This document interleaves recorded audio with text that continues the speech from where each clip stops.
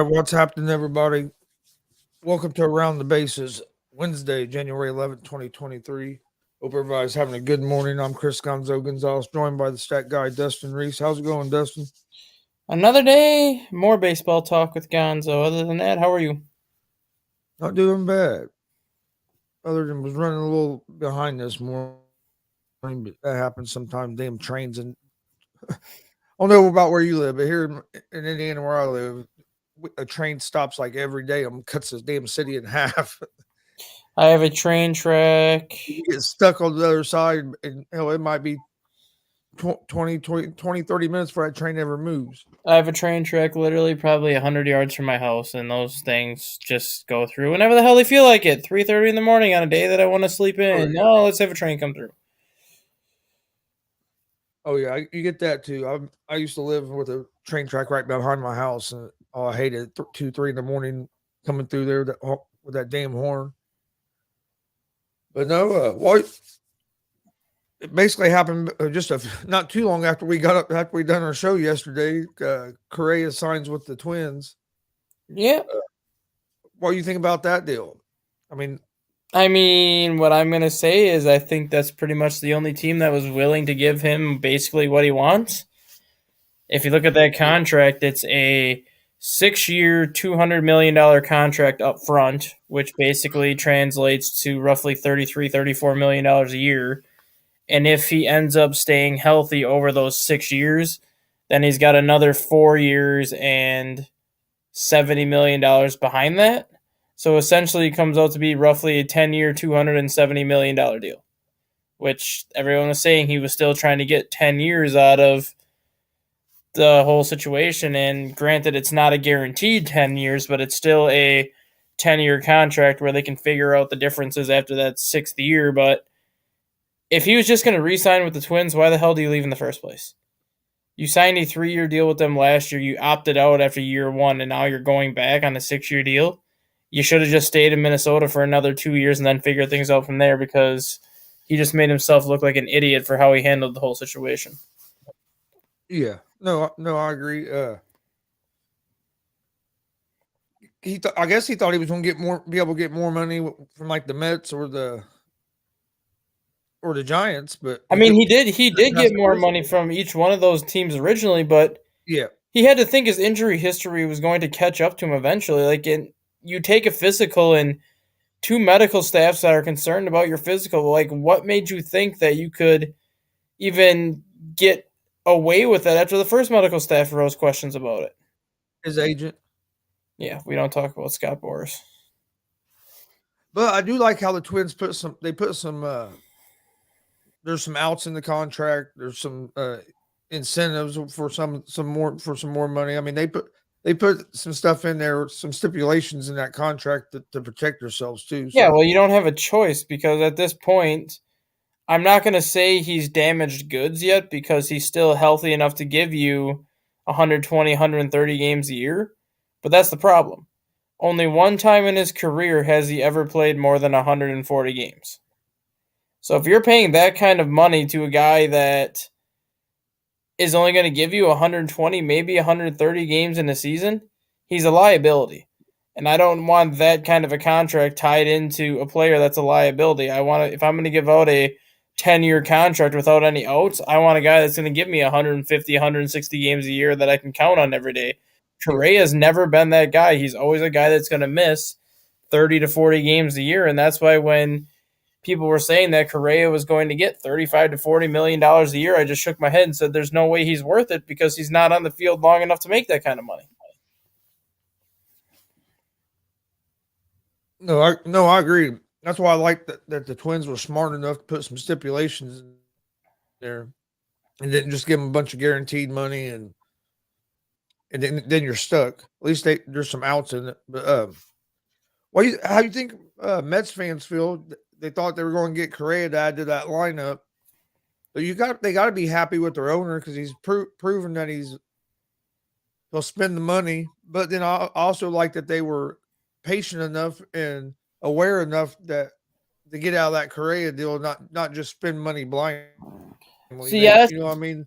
Yeah, So I thought that said a lot about that owner. that's the thing too. I think Mets fans are obviously going to be upset that they didn't get Correa, especially after he agreed to the 12-year, $315 million deal. But at the same time, I think they're also not going to be upset because if there really is a medical issue, I don't think the Mets want a situation where you sign a guy that might only Yeah, give you half that contract, and then you're stuck with another Bobby Bonilla situation where you got to keep paying the guy. But now the question is, what do the Mets do from here? We saw what they did when they lost Jacob deGrom. What did they do? They turned around and signed Justin Verlander, so you really didn't lose much on that side of things. I mean, Verlander's older than deGrom, and he's only going to be around a couple more years, but he's still basically the same type of pitcher. What are you going to do now to replace Carlos Correa? Because Trey Turner, Dansby Swanson, Xander Bogaerts aren't sitting there as a fallback option right now. So now, what is the Mets' plan B? And I think that's kind of what the Mets fans are waiting for now that they lost out on Correa. It's more of, what's your plan B now that we didn't get Correa? yeah, yeah. I think that's the question. But if I was a Mets fan, I'd be happy that they showed the restraint and didn't just jump into a Correa contract. You know, I mean they saw some problems and was smart enough to back out of it. So I think that's a good sign. Mm-hmm. But yeah, it's going to be interesting to see what they do because they're they want to add somebody to that lineup. Yeah. And the only one that makes sense right now, he doesn't play the same position, but you could use him as a DH, is Adam Duvall. Adam Duvall had an MVP caliber season with the Braves last year and was a big part of the Braves' second half success on how they chased down the Mets. And And yet he can he hit the is hell out of the ball. somehow a free agent, and I'm still trying to figure out why nobody has even given this guy a 1-year contract. Yeah, because he I, can hit the hell out of the ball. yeah, and I don't understand. Like, is he hurt and just not saying anything, or is there something else behind the scenes? Because given the production that he showed last year, there's no reason at all why he still should be on the market. Even if it's a 1 or 2 year deal, he should have been scooped up a long time ago. And if the Mets are to make a move basically to kind of replay Carlos Correa, I would not be surprised to see Adam Duvall be maybe that guy just because of the power potential and what he can do on an offensive side of things. He would just probably have to be your primary DH. Yeah, well, I loved Duvall when he was in Cincinnati. Dude can dude can pound the ball. Yeah, I don't understand why why he's still a free agent either. That don't make a whole lot of sense to me. Yeah, but Carlos Correa, I think, yeah, it didn't make a lot of sense. You go through all that to end up right back where you was at. So, how do you think that goes with the clubhouse, like with his teammates that he wanted out? You know, I mean, wanted to go somewhere else, but since he couldn't find nowhere else, he came back. I don't think it's really going to affect the clubhouse too much because I think the clubhouse is going to look at it in a situation as to he had an opportunity to hit the free agent market. He had an opportunity to get his big payday, and you're really not going to hold an athlete against that. If an athlete has an opportunity to leave a contract early to potentially cash in on a big payday, 99% of those athletes are going to take the early exit from that contract to try to cash in on that big payday. So you really can't hold that against him for that. The clubhouse obviously likes Carlos Correa because he's coming back, and it seems like once it was revealed that the Mets and Correa were kind of far apart and it wasn't looking like anything was going to get done, the Twins hopped in so quick and started talking to him so quick that you had to have thought they were maybe talking to the players behind the scenes, talking to Rocco Baldelli behind the scenes, basically saying, hey, there's a chance that this Correa to the Mets deal doesn't get done. What are your thoughts of him coming back? And I'm pretty sure if there was people that said, well, we really don't want him back or whatever, they wouldn't have been as aggressive to bring him back. Yeah, no, I agree with you. And I think that because most time teammates, the players, they don't get they really don't get upset or mad at players when it comes to their contracts and money. You know, what I mean, Mm-hmm. that's your money. You get what you need, but they really don't affect the baseball side of it when it's about contracts and stuff. Now, yeah, you can have bad locker room chemistry of a guy's just being an asshole or something, but as far as like trying to get a new contract or testing the free agent market, most of the time that's something that players don't get upset with because it's all about, hey, you got to get your money. Yeah, and I mean, any player is going to want their money, and any player is going to be happy for a player going to get their money because they're going to want their teammates to be happy for them when they go cash in. Yep. And there was this. Let me find it. There was this post I saw last night that said how MLB can fix baseball. I wanted to get your thoughts on this. It was on Facebook by Showcasing College Baseball. But it says how MLB can fix baseball. One, in local streaming blackouts. Two, free entry for kids on weekends. Three, mic'd up players. Four, financial support for grassroots minor league baseball. Five, all concession items served in plastic helmets. And six, leave the actual game alone. Okay. That was that was how they think the MLB can fix baseball. I do agree with the. I agree with blackout. I agree with every single one of those but one. The only one I don't agree with is I don't think you can offer free admission. Yeah. I would be okay with like doing things for kids on the weekend, whether it's running the bases after the game, whether it's playing catch on the field before the game starts. Like if you have a paying adult with you, you can play catch on the field before the game, or you can run bases after the game. I would be okay with doing something like that, but it's too much of a. It's too much of a. It's too hard to do a free admission type of thing because at what age is the cutoff? Yeah. And if people know that it's free admission for kids, you're going to see a dramatic increase in your attendance on weekends as opposed to during the week. And it's not going to take a rocket scientist to figure out why your attendance is so much better on weekends as opposed to during the week. It's because you're offering free admission to kids, basically, and that's kind of a bad look on the franchise at that point. Yeah, I don't agree with the free admission, and I think baseball actually caters to kids more than a lot of the other sports. If you go to a baseball game, there's usually a batting cage set up or an area where sometimes a wiffle ball thing. There's all kinds of things for kids to do, and then usually at most games, the first so many kids that come in usually get something free, a hat or a T-shirt or whatever that day. You know, something. I remember when I was a kid, the Cincinnati Reds gave out watches to the first so many kids under a certain age. So what were the other ones on that list?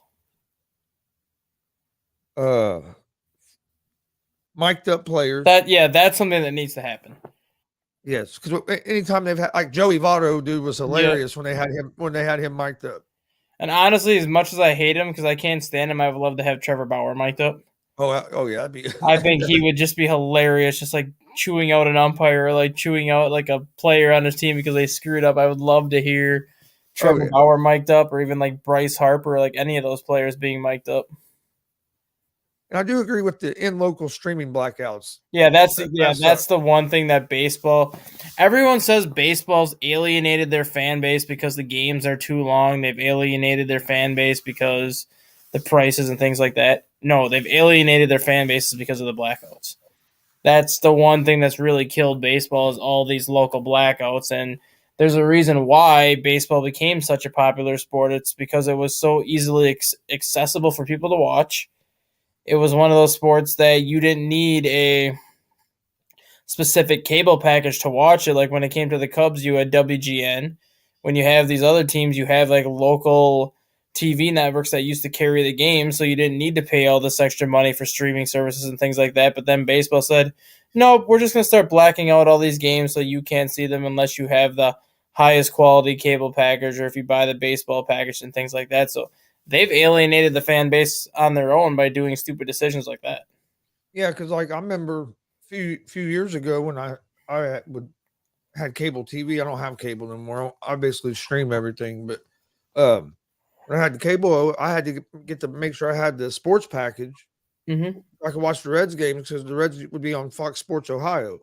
And every once in a while they'd be on Fox Sports Indiana. But and with the basic cable package, I didn't even get Fox Sports Indiana, so I had to pay extra for the sports package just so I can make sure I can watch like NFL Network Mm-hmm. games and stuff. But now, like I said, now I stream everything. So yeah, it's stupid to have the And like blackout. the crappy part for me is being in Wisconsin, I don't get marquee network for the Cubs and anything like that. So I have to order the MLB package just so I can watch the Cubs. But then when the Cubs play the Brewers, I can't even watch the game live because the Brewer game is blacked out for me because of being in Wisconsin. So why am I sitting here paying this kind of money for a baseball package when you're just going to block out 19 to 20 games out of the year because I'm in the Wisconsin market and I can't watch the Cubs play the Brewers or the Cubs play somebody else that's within a stupid area of me. Oh yeah, it sucks. Like now I can get with the way with the app I have, I get to watch all. I can watch every Reds game. Mm-hmm. But yeah, What's I remember back in the day. what's the name of that app? What you want to text me the name of that app because I know you were going to do that before and I don't think you ever did text me. Yeah, yeah. I'll get you the information. Okay. But yeah, because like even in football, I remember back in the day before Peyton Manning came to Indianapolis, there was times the Colts, since we lived so close to Indianapolis, there was times Colts games would be blacked out if it wasn't a sellout. Yeah, like that's like, well, I don't have the blackout problem by me. I just have the stupid Green Bay Packers by me Yeah, where they're always going to be on over anybody else no matter what the game is. And it's just like, I yeah. don't want to have to spend all this money Oh for yeah, all these extra packages just to watch the team I want to watch. yeah. It's a it used to suck. We could drive like 10 minutes north, about 10, 15 minutes north, and to a little town, and then you could watch the game. So we go up there, sit at a restaurant or at a bar somewhere sometimes, and so we could watch it if it was a game we really wanted to see. But now then after Peyton came, then they got good and then started selling out all the time. Didn't have to worry about it anymore. But Mm-hmm. man, I used to hate it with the blackout, especially when we'd pay for the damn Direct TV Sunday ticket, and we still couldn't get, and still couldn't watch the Colts game. Exactly. That pissed me off. Like, yeah, I'm paying so I can watch every game. Mm-hmm. That's what your guys' slogan is. You can watch every game. Yes. Why the hell can't I watch the game I want to watch? Same thing with MLB Extra Innings. Same things with MLB.TV. Even though with MLB TV, which is what I have, it does say on there that blackout restrictions do require. So it's at least giving you the heads up that there are going to be blackouts. But why even have blackouts if you're making people pay for these kind of things? I don't like it. I know you said you had some that you found some roster stuff for the World Baseball Yeah. Classic. So not all of the rosters have been released yet. I think as of right now, I think there's 10 of the 20 rosters that are finalized or not finalized, but 10 of the 20 rosters that have at least started to come into play, and then the rest of them are going to start coming into play within the next 2-3 weeks because I think they have to be finalized by February 18th, as I think when they have to all be finalized. But right now we have at least so the Chinese Taipei does not have their roster yet. The Netherlands doesn't have their roster yet. Cuba doesn't even have a manager yet, so they definitely don't have a roster yet. Italy does not have a roster yet, but Italy's manager this year is Mike Piazza. So it's going to be kind of cool seeing Mike Piazza back in the dugout doing a role that he's done before. I believe he was the bench coach for the last World Baseball Classic for Italy, so at least he has some experience in this event. Panama does have their roster out right now. Luis Ortiz is the manager. In terms of players here, Randall Delgado is one of the pitchers. I don't know if you remember him from the majors, but he used to be Atlanta Braves pitcher, Arizona Diamondbacks pitcher. He's going to be one of their top pitchers in the Classic. A lot of minor league players like L.J. Jones for the Peoria Chiefs. Ruben Tejada is on the Panama team as one of their infielders, but there's not a ton of major league talent, not a ton of notable players on Team Panama. A lot of it is minor league players that are looking to maybe make a name for themselves and do it a different way other than spring training. And this could be kind of their way to showcase what they can do for the major league team. The one team that really scares me this year for the World Baseball Classic in terms of a team that can knock off Team USA is obviously Team Japan. Team Japan has really put together a good roster this year. They have Yu Darvish as one of their starting pitchers. They have Shohei Togo, Roku Sasaki, who's supposed to be the top pitching free agent in Japan this year, who's going to be posted next year in 2023. Shohei Ohtani is with Team Japan this year. Yoshindo Yamamoto is another high-prized Japanese pitcher that's on the team. They have Seiya Suzuki, who was signing with the Cubs last year. They have Muntaka Murakami, who's a big-time outfielder for Team Japan. They're just loaded with a lot of players that the United States should get familiar with, because I think there's at least 5 or 6 players on Team Japan that are going to get posted next year for free agency, and we all know that once they get posted, it's pretty much a free-for-all as to who wants them. And the World Baseball Classic is basically their time to showcase their talents, because this is when the whole world gets to see what they can do. This is when all 30 major league owners and general managers can see what a lot of these guys can do. So if a lot of these Japanese players want to get posted next year, this is the time for them to show these major league managers that they can play at this level, and I think it's really going to help them going forward. Is Barry Larkin managing? He was managing Team Brazil, but Brazil did not make it into the actual field, so he will not be in the field this year. Didn't he actually play in a game because they were short players? Yes. South Korea has like a 40-person roster, and I'm not even going to go through every single player on here. There's the three that I'll name are on major league rosters right now. You have Ha-Seong Kim, shortstop for the Padres, is on Team Korea. Ji-Man Choi. And then here's a name that you would never expect to be on Team Korea, Tommy Edman. Second baseman from the Cardinals, was actually born in Korea. So he has dual citizenship and is playing on Team Korea for the World Baseball Classic. Yeah, I never thought that.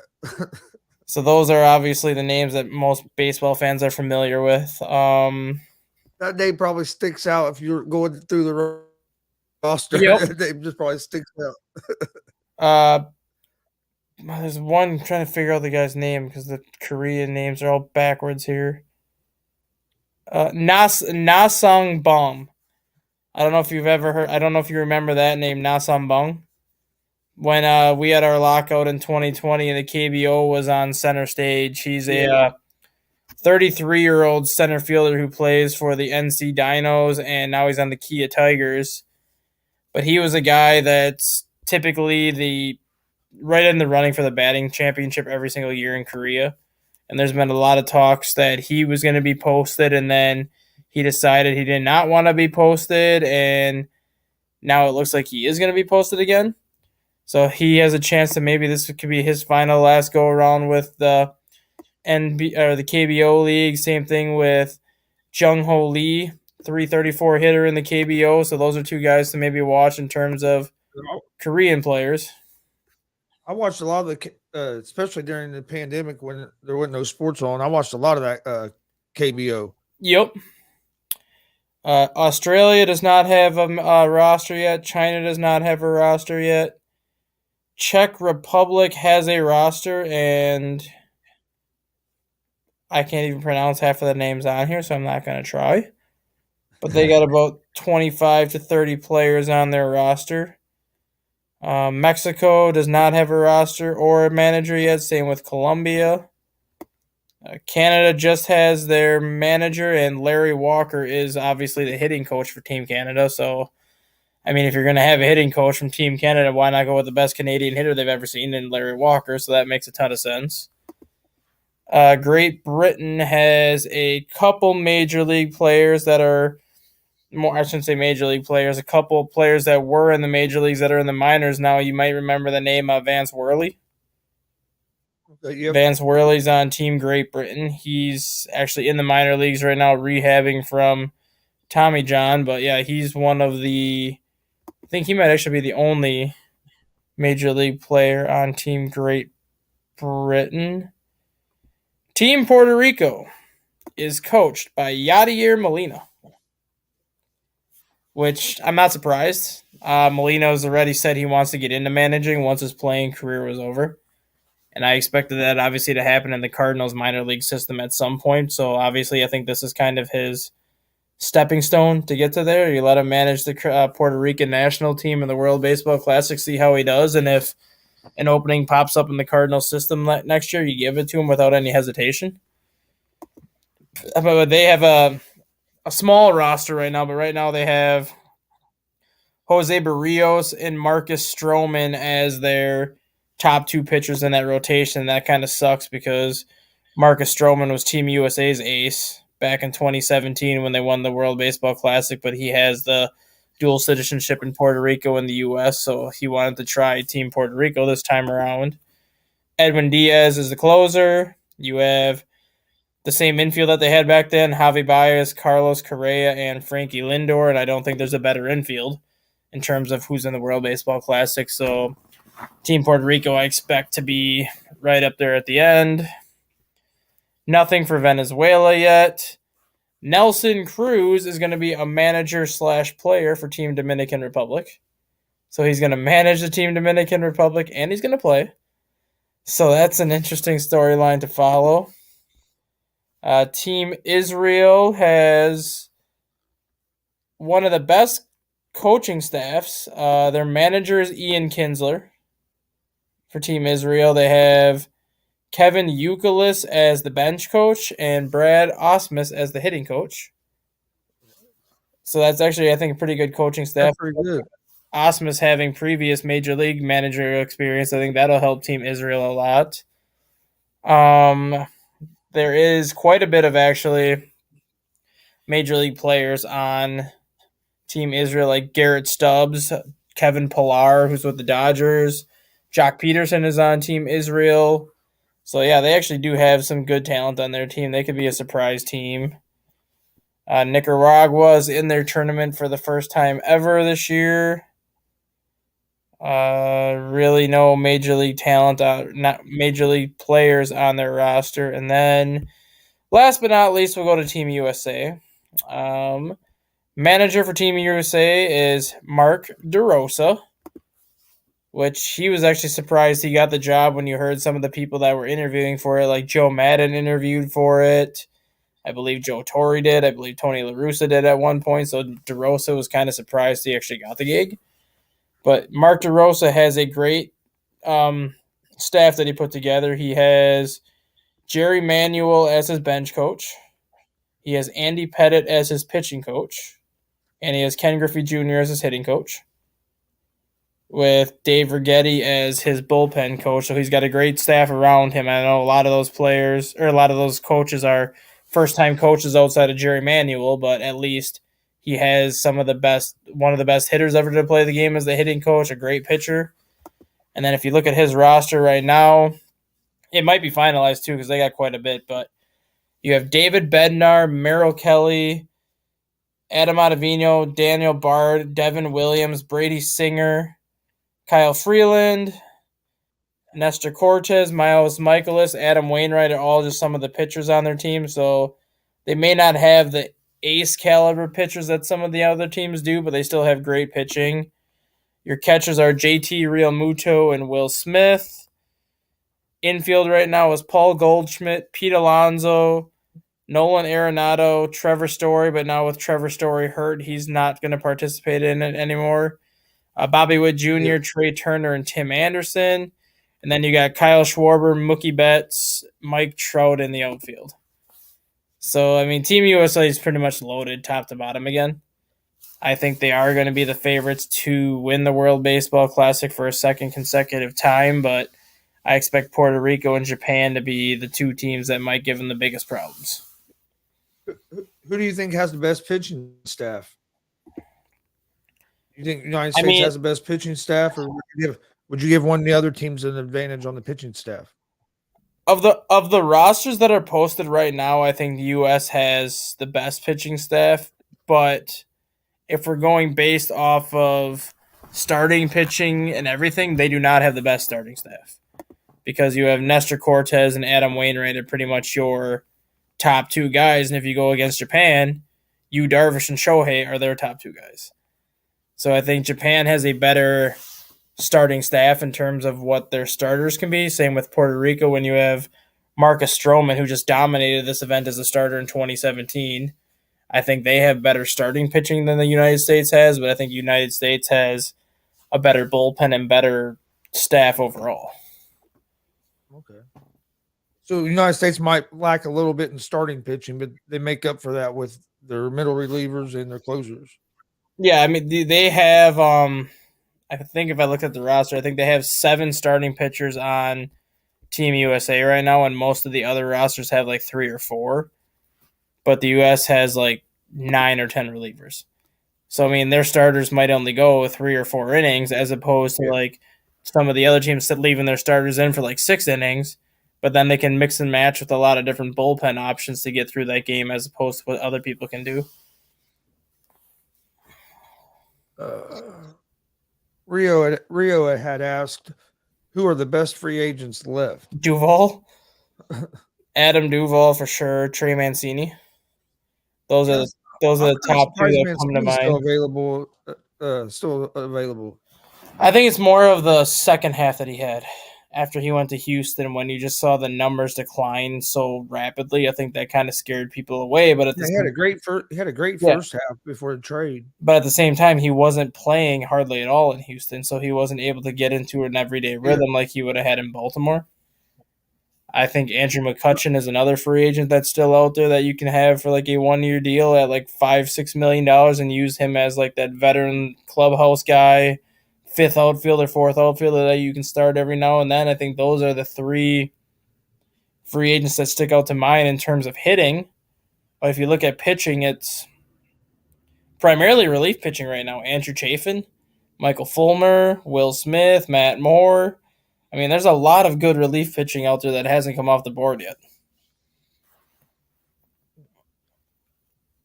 you think we'll start seeing more of them come off the board as we get closer to spring training and World Baseball Classic, or I you think think within maybe the it'll be next, something that once teams start getting together and seeing what their rosters look like? well, I think most teams know what their rosters look like. I just think within the next 7 to 10 days, I think are going to be very quiet yet.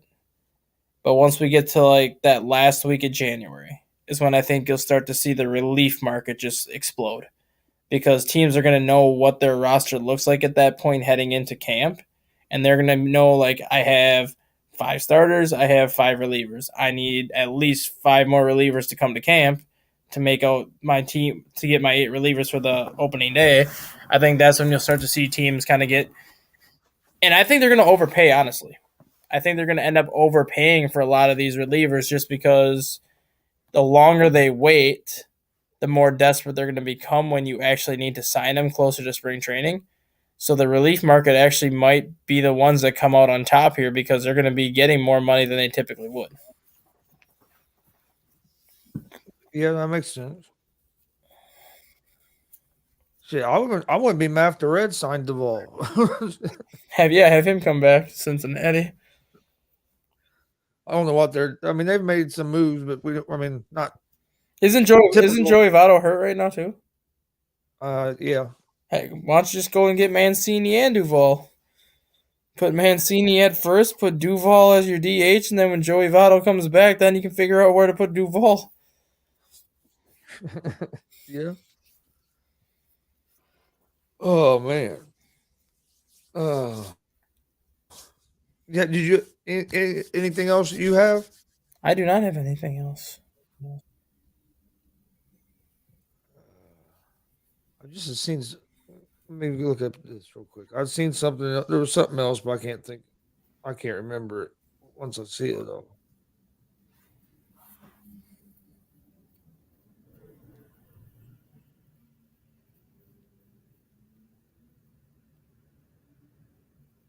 Oh, it was Story being injured. That's what I was going to talk about, but you kind of mentioned that a little bit ago. Yeah.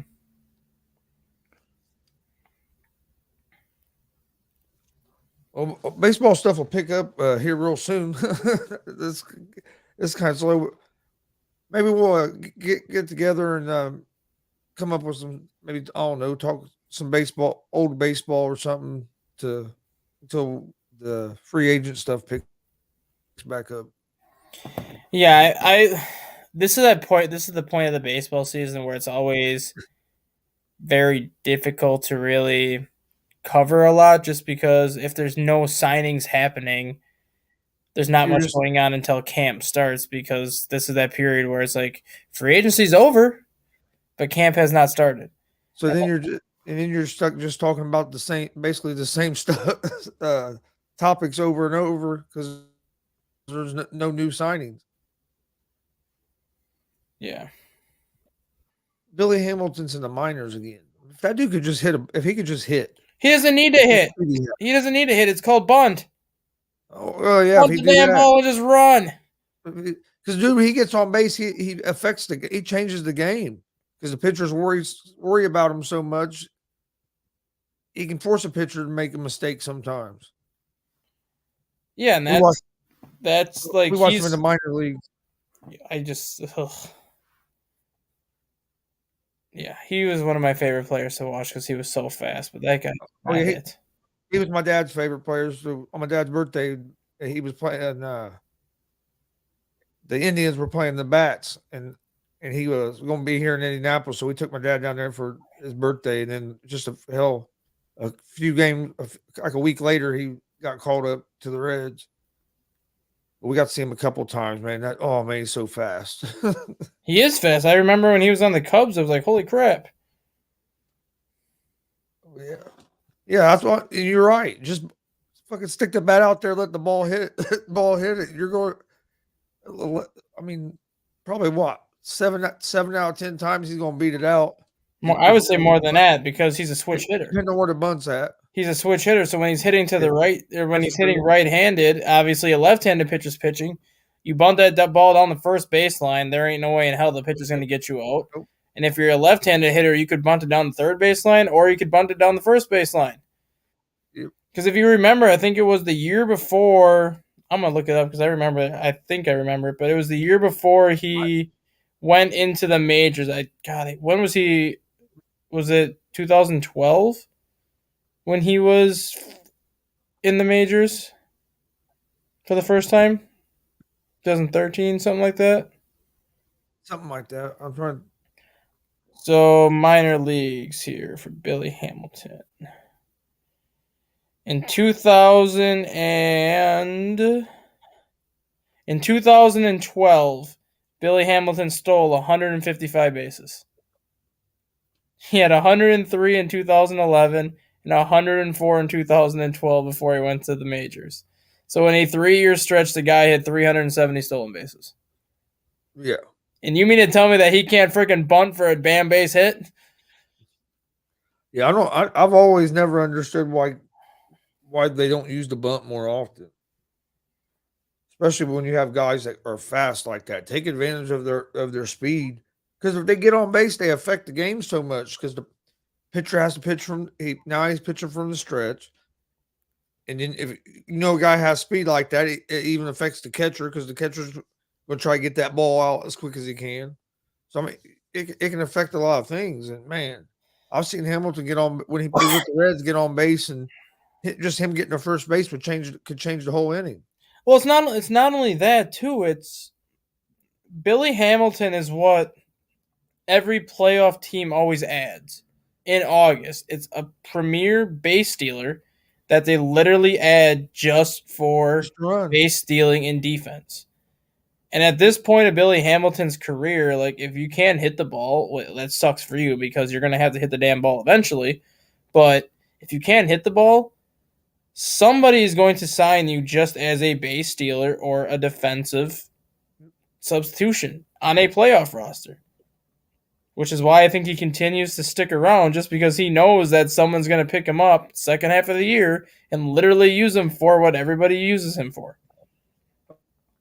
Oh yeah, pinch runner, and like you said, defensive substitution. Yeah, pinch runner, defensive substitution. And then on a playoff roster, he will get a spot over. He will get a spot even if he doesn't deserve it over a player that will, just because of that aspect of his game. Yeah, because he can be a big weapon, especially in the playoff game.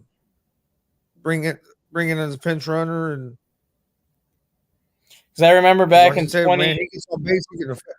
I remember back when he's on base, he affects the pitcher. Yeah, I remember back in 2017 when the Cubs made the NLCS for that third straight year. They signed or they traded for Terrence Gore from the Kansas City Royals, and he played 34 or 35 games down the stretch for the Cubs that year, and he was 2 for 50, 2 for 60, couldn't hit worth a shit, but he was 19 for 19 in stolen bases.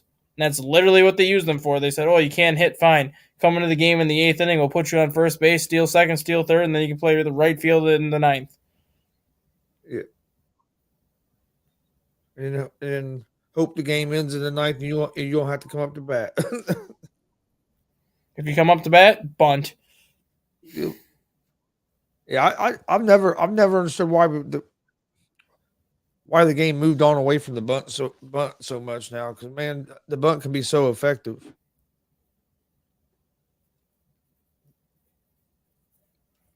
I ain't gonna lie, I'm ready for baseball, little league baseball, major league baseball. I'm ready for, yeah, like you said, I'm ready for baseball. I'm ready for, obviously, the World Baseball Classic is something that I look forward to every time. It's every 4 years, so it sucks because it's kind of lined up with. I want to go to it one year. It sucks more now just because it was supposed to take place in 2021, and then obviously with COVID they pushed it back. So now it's going to be lined up with the World Cup every year, which really sucks because it used to be you'd have the World Cup, and then 2 years later you would have the World Baseball Classic, and then 2 years later you'd have the World Cup. So it was at least you were kind of getting that World Cup feel like every other year. Now it's every 4 years you're going to have World Cup, World Baseball Classic, and then 3 years of nothing. World Cup, World Baseball Classic, 3 years of nothing. So now how it's lining up is going to just kind of take away some of that nostalgia feel that you had when the World Baseball Classic was kind of the thing now. But it's still an event that I've said for a long time. Knowing how popular baseball has gotten and knowing how many different leagues there are, whether it's the Venezuelan Winter League, the Dominican Winter League, the Arizona Fall League, and all these other leagues that are taking place now once the Major League Baseball season is over, the World Baseball Classic is an event that you could basically have every other year if you really wanted to, instead of every 4 years. Because players know it's going to take place the exact same time every single time the event comes. And you've already seen people complain about spring training being as long as it is. Then why not have the World Baseball Classic more frequently and keep spring training around, but use spring training more for the minor league guys. Use spring training more for roster fringe guys who don't know if they're going to be on the roster or not, or use it for players that are kind of towards the back end of their career and they're just there to be there. And then use the World Baseball Classic for everybody else that wants to get that competitive feel a lot sooner. Yeah, no, I'd be fine with it. I think yeah, I wish it was like you said every 2 years, like it used to be. Because And then we could have and I'll be honest. This year I watched more. This was the first year I watched quite a bit of the World Cup. I watched more of the World Cup this year than I've had. And then World Baseball Classic, like I said, I'd like to go to it sometime. But I'll definitely be watching it once it starts. And I love watching the little league. Oh yeah, Little League World Series. Series, College World Series. Yeah, College World Series. That actually starts the same week that catchers and pitchers report is the first college baseball game of the year. Hell, where I live, Ball State University, you can go to their baseball games. don't even charge you. You don't even have to, they don't even charge you to get in. Yeah, that's Notre Dame did that last year too. Notre Dame said that people, I think they're charging $10 this year, but last year Notre Dame was not charging admission last year. Yeah, here at Ball State, you can just go to the games. Indiana plays And Auburn. Ball State has a. They have it. I mean, they have a decent baseball team. Yeah, Indiana plays Auburn their first game. That could be ugly. Well, little Ball State here in the MAC conference play, plays Georgia next year in football. Well, I mean, Georgia needs a preseason game, so hey. I was like, really? Come on. But I mean, I understand it's money, but man, I hate. That's what I hate about college basketball at the beginning when it first starts. Is you get all these big schools playing smaller schools, and but now you're getting the conference play. That's when I like watching college basketball. Yeah. I'm kind of at the point now for college football that I think they should either do away with conferences and do like a regional type format where you just play teams within your region. You can schedule any team you want. Or they just need to get rid of the whole FBS and FCS crap. Put them in the same division like they do for basketball, use the same conferences, and just if you win your conference, you get invited to a bowl game. If you don't win your conference, you don't. And then Yeah, obviously some teams are going to get left out, which it is what it is, but you can still have maybe a bowl game without calling it a bowl game and just be like, hey, we didn't make a bowl game. Do you want to just have like a pickup game on December 18th and we'll just play it here or play it there? because it's all about the SEC and Big Ten in college football now, and with more them two conferences keep getting bigger and bigger. And I said, yeah, I think I said this on your show from Monday night that I think college football to make money should do a champion versus champion game where champion of the FBS should be play the champion of the FCS, which is South Dakota State. And I'm sorry, South Dakota State would have given Georgia a better game because South Dakota State's a physical football team. Yeah, Their only loss this year was to Iowa 7-6. see, that's what I was worried about with TCU.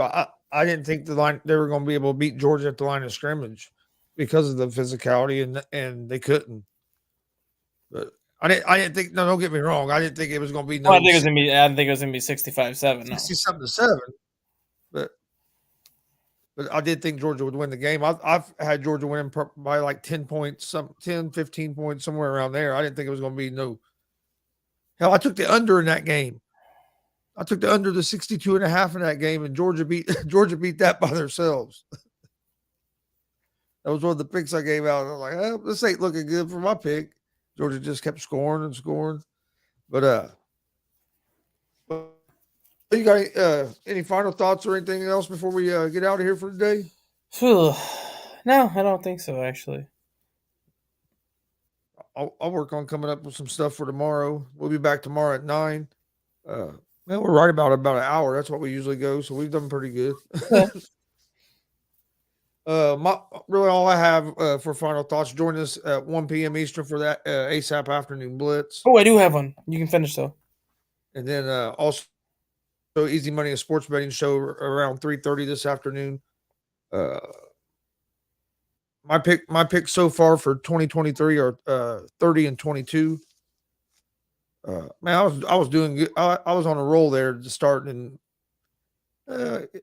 college basketball whipped my ass the other night. And then NBA one night, first half, all my games looked good, and then the second half it was like all of them fell apart. But still, if you have a picking games and you're over 500, you're doing pretty good.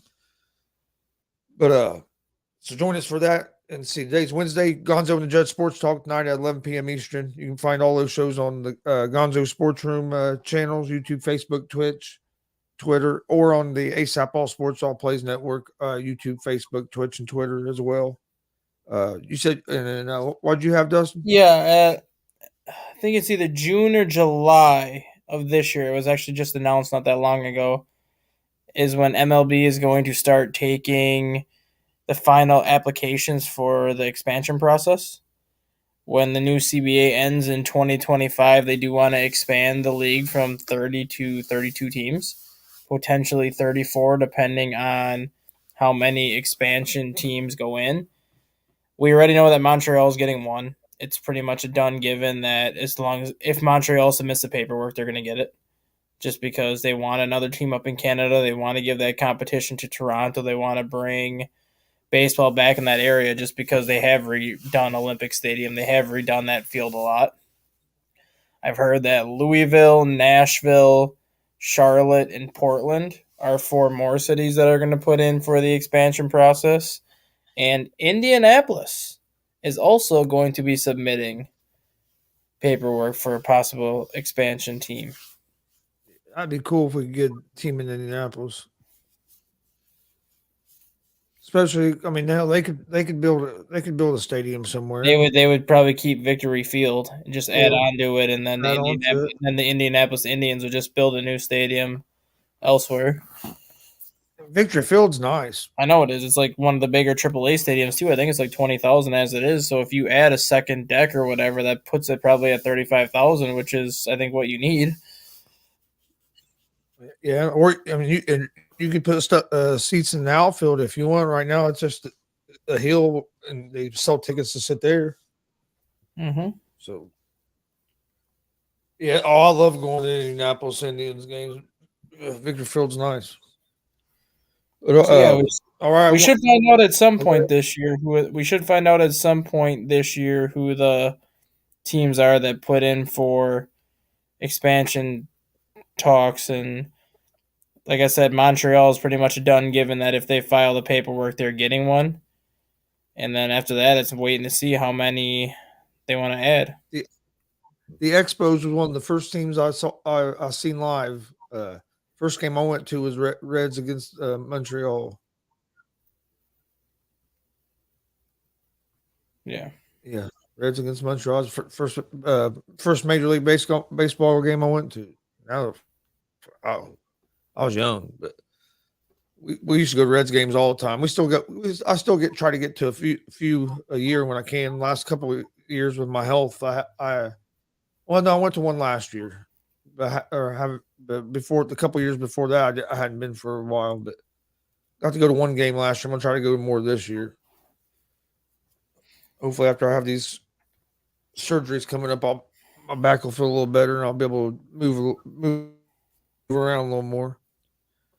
But no, we appreciate everybody watching. This has been Around the Bases. We're live Monday through Friday, 9 a.m. Eastern. I'm Chris Gonzo Gonzalez. Got the stat guy, Dustin Reese. Thanks for watching. We'll see you guys tomorrow morning. Hope everybody has a great day.